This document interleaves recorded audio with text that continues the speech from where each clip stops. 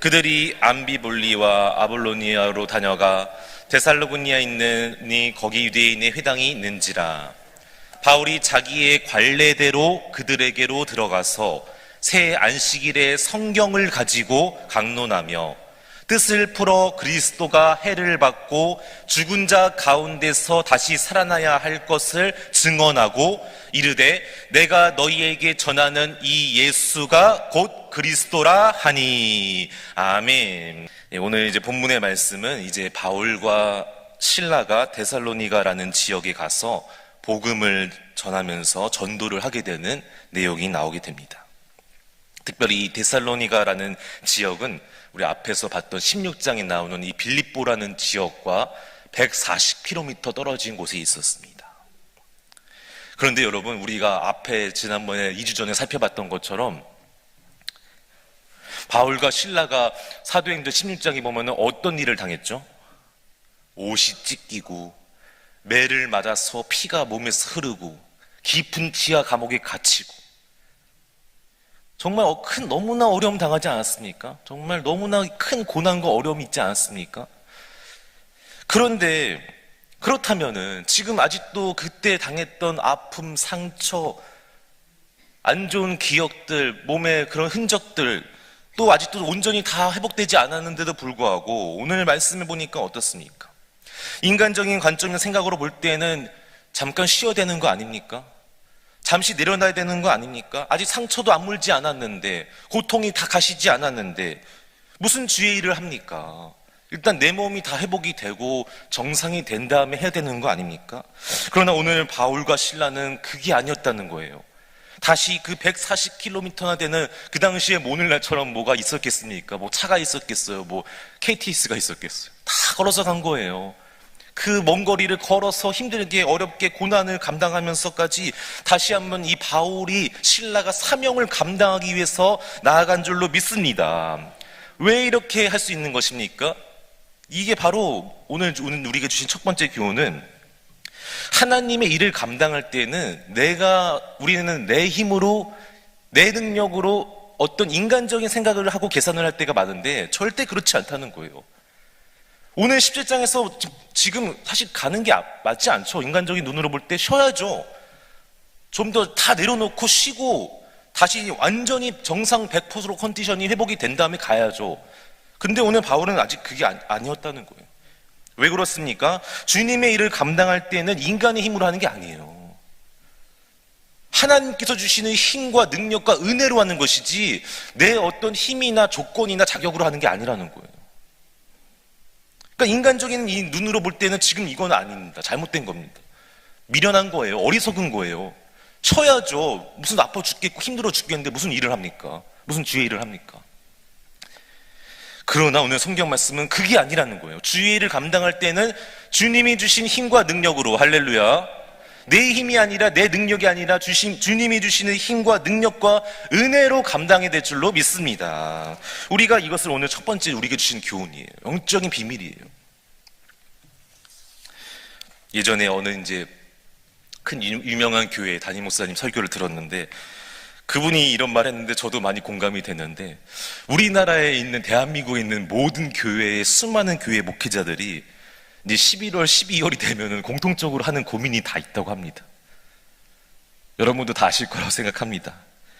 무엇입니까? 이제 해가 바뀌는 이런 연말이 되면은 직분이나 어떤 사명을 맡았던 분들이, 물론 다는 아니지만 꼭 그런 분이 나온다는 것이죠. 이제 저는 더 이상 내년에는 못하겠습니다. 쉬겠습니다.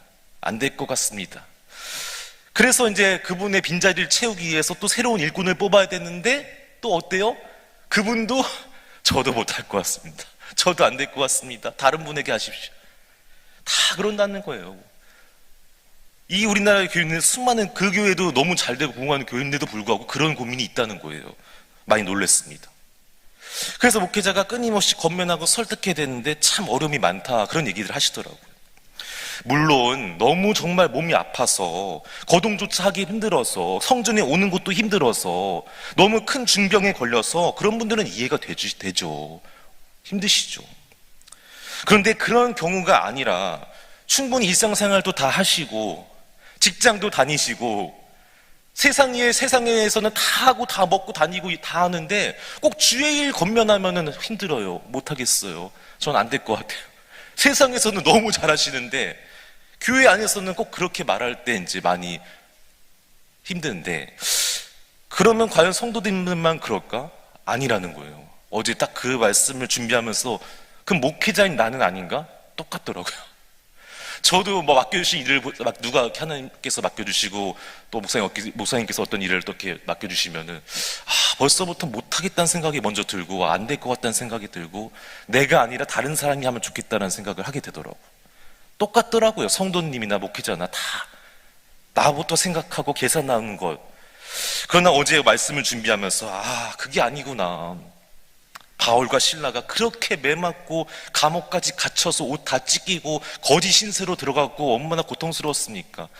나중에 보겠지만 회복시켜 주시는 근데 하나님의 은혜가 있었고 사명을 감당할 수 있도록 힘과 능력을 주셨기 때문에 다시 한번 데살로니가라는 지역으로 가게 되었고, 할렐루야.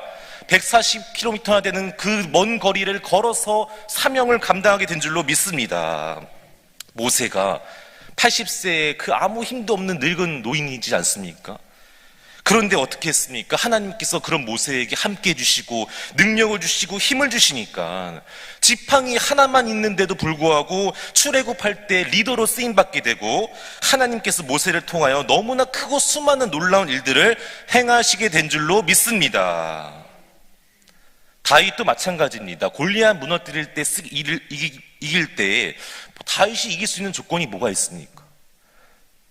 아무리 생각해보고 계산해봐도 이길 수 있는 조건 가능성이 하나도 없는데 하나님이 함께 해주시고 힘 주시고 능력 주시고 은혜 주시니까 다윗이 물맷도 5개 들고 나갔는데 그 중에 하나만 던져도 이기게 되는 은혜가 임하게 된 줄로 믿습니다. 바라옵기는 저와 여러분 모두가 내 힘, 내 능력이 아니라 오늘 하루 아니 일평생 살아갈 때에 주님이 주시는 힘으로 주가 주시는 능력으로 은혜로 살아가서 믿음으로 승리하게 되기를 간절히 소망합니다. 자, 두 번째로 오늘 또 본문의 말씀을 보면은 아주 중요한 영적인 교훈이 또 있는데 우리 본문 말씀 1절에서 3절 같이 읽어보겠습니다. 시작.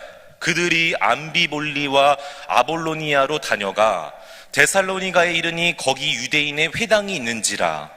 바울이 자기의 관례대로 그들에게로 들어가서 새 안식일에 성경을 가지고 강론하며 뜻을 풀어 그리스도가 해를 받고 죽은 자 가운데서 다시 살아나야 할 것을 증언하고 이르되 내가 너희에게 전하는 이 예수가 곧 그리스도라 하니. 아멘.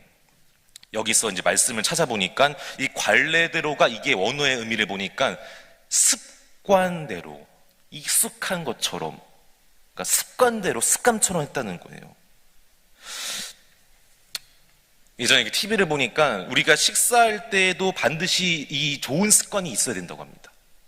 특별히 3가지의 좋은 습관이 있어야 되는데 여러분 다 들어보신 이야기인데도 불구하고 중요하다고 합니다. 첫 번째 뭐였죠? 천천히 먹으라는 거예요. 빨리 급하게 먹으면 체할 수도 있지만 소화도 잘 안 되고 천천히 어느 정도까지? 적어도 20분 정도는 내가 한 끼 식사할 때 20분 정도는 내가 시간을 소요하겠다는 마음으로 먹으래요. 근데 우리 대부분 다 어떻습니까? 저도 그렇고 10분 안에 다 먹잖아요. 10분 안에 먹고 막 어떤 사람 5분 안에도 먹고 적어도 20분 내가 아무리 급하고 바쁘고 어쩌고 해도 20분은 내가 한 끼 식사에 좀 이렇게 시간을 쓰겠다. 천천히 여유 있게 먹으라는 거. 두 번째는 절대로 과식을 하지 말래요. 내 위가 100% 찰 때까지 먹는 게 아니라는 거예요. 3분의 2 정도, 한 70% 정도 차면은 멈추라는 거예요. 이제 절제하라는 거예요. 과식이 절대 좋지 않다고 합니다. 세 번째는 뭐죠? 야식을 먹지 말라고 하더라고요. 밤 8시 이후에는 가급적이면 먹지 말라는 거예요. 만약에 불가피하게 먹게 될 경우에는 좀 소화가 되기까지 한 2-3시간은 좀 바로 잠들지 마시고 주무시지 마시고 좀 이렇게 시간을 갖고 이 영적인 게 아니죠. 식사할 때 좋은 습관이 있다는 것이죠. 이런 것을 하면은 참 좋다는 거예요. 건강에도 좋고 생활 전체가 바뀌고 아주 좋다는 것입니다. 밤에 잠을 잘 때에도 숙면할 수 있는 좋은 습관이 있다고 합니다. 그냥이 아니에요. 뭐 저절로 알아서 되는 그런 게 아니라, 물론 하나님이 은혜 주셔야 되지만 나도 좋은 습관을 가져야 된다. 첫 번째로는, 그래서 너무 자기 전에 밤에 막 그렇게 자극적인 음식 먹지 말래요. 그런 거 먹으면은 일단 막 몸이 이렇게 달아오르고 후끈후끈거려서 흥분이 돼서 잠이 잘 안 온다고 하더라고요. 너무 심한 격렬한 운동하지 말래요. 자기 전에 좀 어느 정도 이렇게 몸을, 예? 이렇게 가라앉히고, 예, 너무 격렬한 운동, 자극적인 음식 좋지 않다고 합니다. 특별히 밤에 잘 때 어떤 생각을 하느냐, 우리 막 고민이 있고 걱정이 되고 막 그런 거 있잖아요. 안 좋은 생각들, 그런 거 하지 말래요. 그런 거 하면은 계속 신경 쓰이고 고민되고 잠이 올 수가 없다는 거예요. 그럼 무슨 생각을 하냐? 좋은 생각을 하는 거, 좋은 상상, 믿음을 갖고, 하나님께서 아직 들어주시진 않았지만 반드시 하나님이 때가 되면은 그날이 온다, 상상하라는 거예요. 그날이 반드시 온다. 그리고 그게 정말 실제로 일어난 것처럼 믿음을 갖고 좋은 상상을 하면은 깊은 잠에 더 잘 수 있다는 거죠. 이런 얘기를 제가 TV에서 들었어요. 그렇습니다. 오늘 바울이 습관처럼 뭘 했냐? 오늘 말씀해 보니까 뭐라고 했죠? 유대인의 회당에 들어가서 3주 동안 전했던 내용이 무엇입니까? 바로 이게 십자가, 복음이라는 거예요. 할렐루야. 전 여기서 많은 충격을 받았어요. 왜냐하면은 만약 저 같았으면은, 제가 바울이었다면은 전 이런 얘기 했을 것 같아요. 바로 전장에 엄청난 많은 놀라운 기적의 사건이 있지 않았습니까? 전 가서 그랬을 것 같아요. 내가 예수의 이름으로 선포했더니 이 귀신들은 여전히 고침받았더라. 감옥에 내가 있었는데 정말 기도하고 찬송했더니 옥문이 열리게 되었더라. 난 이런 얘기 했을 것 같아요. 근데 오늘 바울은요, 그런 얘기 하지 않았어요. 여기서 우리가 알 수 있는 게 무엇입니까? 오해하시면 안 돼요. 하나님께서 베풀어 주신 기적 너무나 중요해요. 기적이 없으면 우리는 살 수 없습니다. 날마다 하루하루 모든 순간이 다 주님께서 나에게 베풀어 주신 은혜이고 기적인 줄로 믿습니다.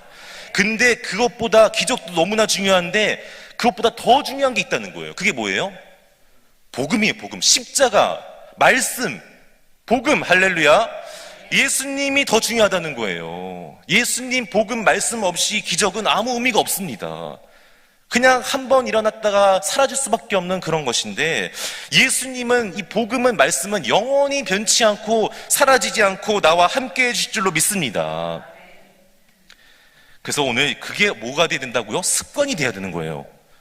항상 기적만 바라보고 좋은 그런 것만 환경만 바라보지 마시고, 우리는 어떤 습관? 말씀 중심, 복음 중심, 예수님 중심. 할렐루야. 이게 나에게 습관이 돼야 돼요. 습관이. 근데 우리는 반대로 됐어요. 기적만 바라보는 거예요. 물론 중요해요. 너무 중요해요. 중요하지 않다는 얘기가 아니에요. 그러나 더 중요한 게 있다. 그게 뭐다? 예수 그리스도, 나를 위해서 죽으시고 부활하신 예수님의 십자가, 복음, 말씀이 더 중요하다는 거예요. 바라옵기는 저와 여러분이 복음 중심, 말씀 중심, 예수님이 십자가 중심으로 살아가게 되기를 간절히 소망합니다. 자, 그렇다면은 아까도 말했다시피 이 습관이 되기까지 이게 저절로 될까요? 가만히 있으면 알아서 습관이 됩니까? 아니죠. 해보셔서 아시잖아요. 습관이 되기까지는 그냥 되지 않습니다. 수많은 시간과 과정과 훈련과 피나는 노력이 필요한 것입니다. 가만히 앉아서 있으면 좋은 습관 생기지 않아요. 특별히 그래서 오늘 두 가지를 더 말씀드리고 싶은데, 항상 우리가 나의 보는 이 눈, 영적인 눈을 갖게 되는 습관이 생기게 되시기를 간절히 소망합니다. 눈에 보이는 환경이나 기적도 중요하지만 이 시간 보이지 않는, 내 눈에는 보이지는 않지만 나와 함께 하시고 살아계셔 역사하시는 하나님을 바라볼 수 있는 영안이 열리게 되기를 주님의 이름으로 축복합니다. 특별히 말을 할 때에도 믿음의 말, 신앙의 말, 감사의 말 하시게 되기를 간절히 소망합니다. 그래서 우리는 툭하면 부정적인 말, 절망적인 말, 남에게 상처 주는 말을 할 때가 많은데, 그게 아니라 우리에게 좋은 언어의 습관이 생겨서 믿음의 말, 신앙의 말, 감사의 말을 하게 되기를 간절히 소망합니다. 그래서 그렇게 되기까지는 어떻게 됩니까? 우리가 끊임없이 하나님 앞에 기도하고 애쓰고 노력하고 그 말씀대로 살기 위해서 몸부림쳐야 될 줄로 믿습니다. 반드시 우리가 주님 앞에 기도하고 말씀대로 복음 중심으로 십자가 중심으로 예수님 중심으로 살아가기 위해서 몸부림치고 애쓰며 나아가면은 그렇게 될 줄로 믿습니다. 우리에게 그러한 은혜를 허락하여 주시는 하나님 앞에 항상 우리가 믿음으로 말씀으로 십자가 중심으로 살게 되기를 주님의 이름으로 축복합니다. 이제 말씀을 맺겠습니다. 오늘 첫 번째로 뭐라고 했죠? 주님의 일을 감당할 때 내 힘으로 내 능력으로 하는 거 아니다. 어떤 조건 때문에 하는 거 아니다. 오늘도 나와 함께 하신 주님께서 주시는 힘과 능력과 은혜로 하는 것이다. 두 번째로 영적인 좋은 습관이 필요한데 그거는 거절로 가만히 되는 게 아니다. 반드시 거기를 위해서 피나는 노력과 기도와 애씀과 간절함이 있어야 된다. 나중에 얘기하겠지만 간절함이 너무 중요한 것이죠. 이렇게 될 때 우리 모두가 다시 한번 하나님의 은혜로 믿음으로 온전히 주님 안에서 다 승리하고 반드시 우리는 마지막에 최후 승리하게 될 줄로 믿습니다. 지금 고난이 있을지라도 예수님 중심으로 말씀 중심으로 복음 중심으로 살아가게 되면은 반드시 하나님의 때에 하나님께서 우리의 삶 가운데 놀라운 은혜와 역사로 함께 해주실 줄로 믿습니다. 기도하겠습니다.